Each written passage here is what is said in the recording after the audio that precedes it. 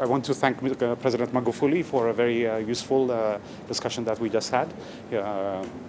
We had an extensive discussion about the reforms that the government is undertaking here in Tanzania to improve growth outcomes in the coming years.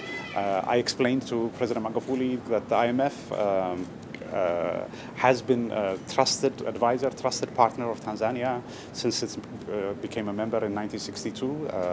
And over many decades, we've worked very closely with government officials here, providing policy support, financing from time to time, and extensive capacity development. I myself, early in my career, came here to work on Tanzania, going back, I think, to 1995. So engagement and dialogue with Tanzania has always been very strong, and we discussed about how the government is committed and the IMF is committed to maintain this strong dialogue going forward.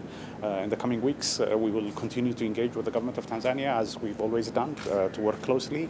We'll be sending a staff team here to come have discussions with the government on all of the reforms that are being undertaken with a view to raising growth in the coming years. So, to be very clear, as we discussed with the President also, we very much, of course, take into account in our projections all of the initiatives that the government has initiated. The infrastructure, we very much believe that that is, investment in infrastructure to facilitate lower energy costs, to make sure that electrification for our people spreads are very much part of the kind of initiatives that the government has to initiate.